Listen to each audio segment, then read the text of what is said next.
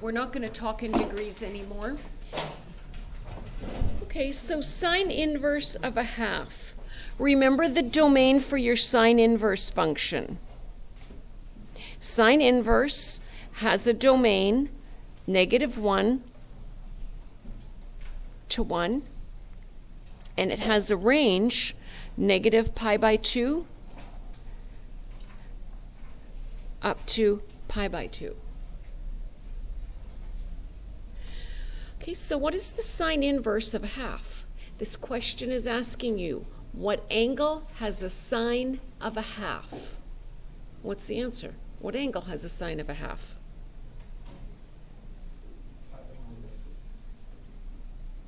Yes. Did you need me to zoom that in because you can't see it from back there? No. It's good? Okay. Okay, here's another question. What is sine inverse of √2/2?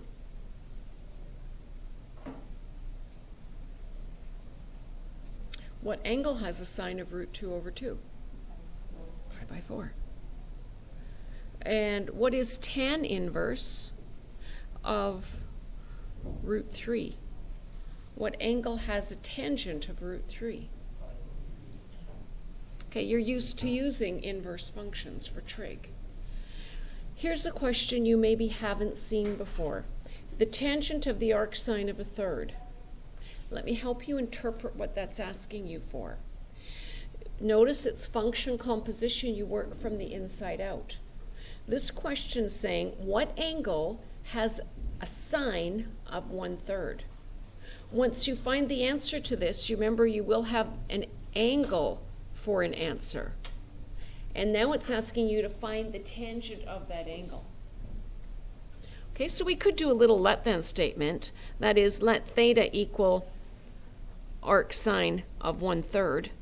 Find the tangent of theta. That's what that's asking. We get that big picture. Okay, so here's a picture, a drawing to help you interpret that. I'm going to start by drawing a diagram that represents what I just wrote, arcsine 1/3. Remember, arcsine will give me an angle for an answer. I'm putting in a ratio, and I'm going to get the answer of an angle. So here's a picture. If I'm using sine function, I've got a right angle triangle. Here's the angle theta. This angle has a sine of 1/3. What sine? It is opposite over hypotenuse. You can label this diagram because if this is the angle with an arcsine of a third, if theta is arcsine of 1/3, then this angle has a sine of 1/3, i.e. it has a ratio like that. The opposite has to be 1 and the hypotenuse 3 because this is the angle with the sine of a third. Is that true? Yes. Okay.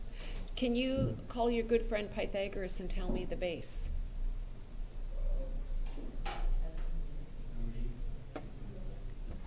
Okay, we can all calculate that? Okay, so here, this is the angle with a sine of a third. What's the tangent of this angle?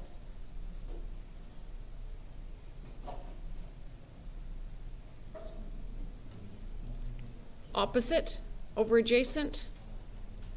You're ahead of us because you have already rationalized. Or you probably said this, 2√2/8, which gives us what? √2/4.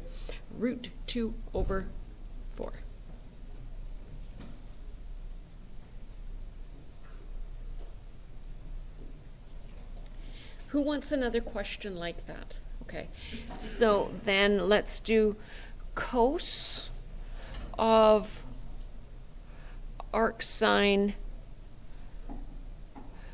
3/4. Can you answer that question?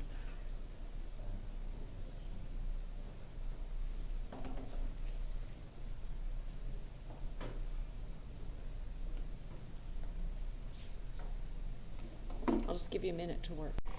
you're working from the inside out. So I'm going to draw a picture of arc sine 3/4. So this is the angle that has a sine of 3/4. Means the opposite is 3 and the hypotenuse is 4. So Pythagoras, to find the base, 16 minus 9, take the square root. You can't, you get root 7. So this angle here, what's the cos of this angle?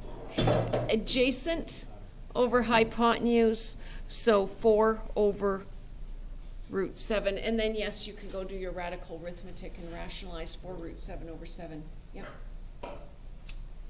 Question?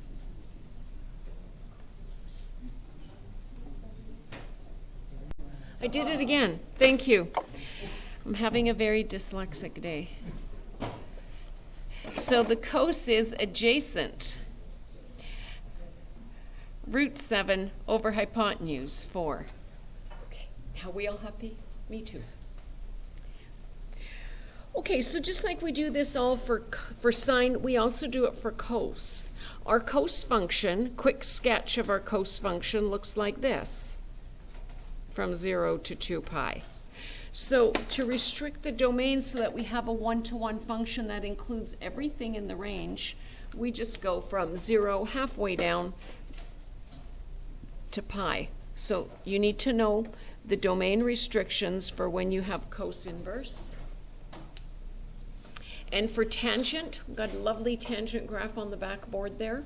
We're just going to follow one branch. And how about the first branch, which goes from negative pi by 2 to pi by 2. Okay, so quick sketch of your cos graph. Of your tangent graph.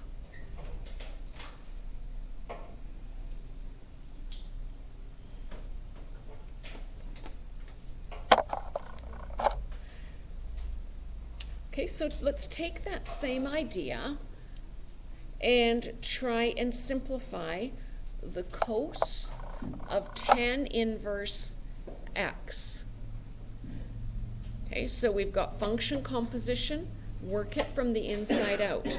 Let's draw a picture of a triangle, of an angle. Okay, so this angle right here, this is the angle that has a tangent of x. Tangent is opposite over adjacent. And the answer to opposite over adjacent is x. That means the opposite must be x and the adjacent would be 1.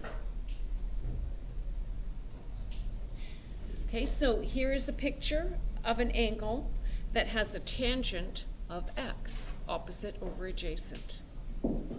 I want you to tell me the cos of this angle. Well, the cos of this angle is adjacent over hypotenuse. What is the hypotenuse?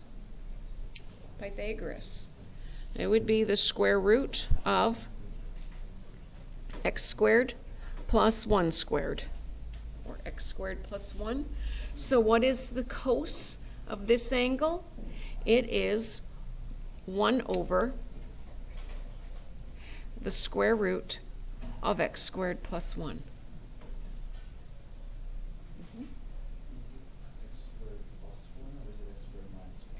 A squared plus b squared equals c squared.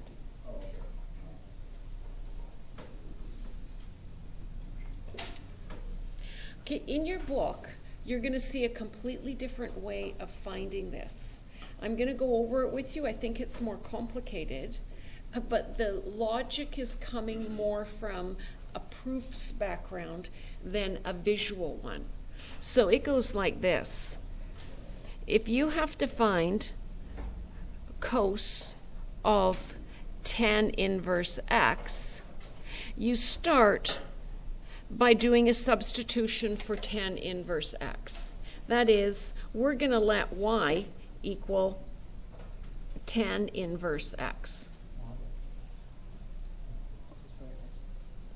This will be in your textbook for those of you who have one, but I want you to understand the different way of explaining this, okay? So if y is tan inverse x, do you all see that that would mean that the tangent of y would have to equal x? I've just taken the tangent of both sides of my equation. And the tangent composed of its inverse gives me the input. Okay, here's something you all should know from Math 12. Secant squared y is equal to 1 plus tan squared y. That comes from your Pythagoras theorem. Sine squared plus cos squared is 1, and we divided both sides of the equation by cos squared. Secant squared is equal to 1 plus tan squared.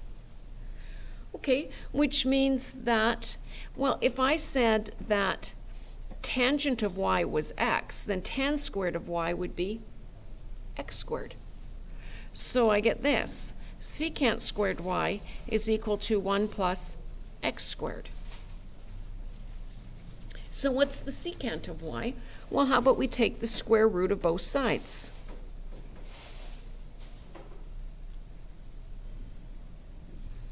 And then what is secant? Well, secant is just 1 over cos. So 1 over cos y is equal to square root of 1 plus x squared. We can solve this for cos y just by doing a little cross multiply. Multiply both sides by cos y. Divide both sides by the square root of 1 plus x squared. And we would get cos y is equal to 1 over the square root of 1 plus x squared. And what is y? Well, y is tan inverse x.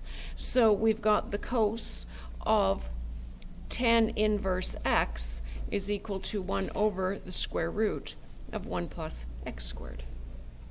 Just a different way of coming up with the answer to that.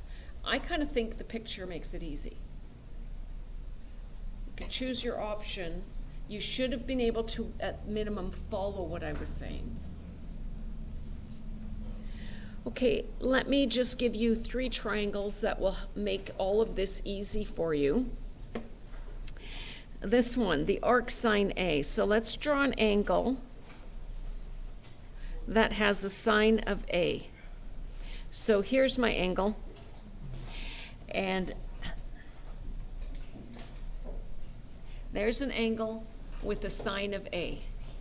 That means that the opposite over the hypotenuse would have to be A. Pythagoras would tell you that this adjacent side is square root of 1 minus A squared.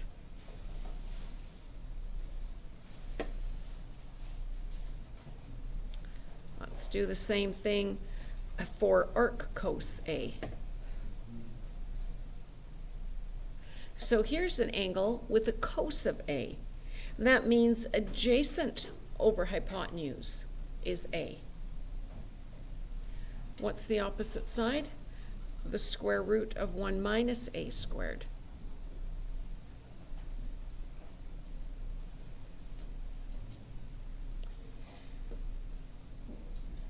Okay, and the last one. Here's an angle. This angle is arctan A, meaning this is the angle with the tangent of A. So opposite over adjacent is equal to A. And Pythagoras would tell us that the hypotenuse is 1 plus A squared.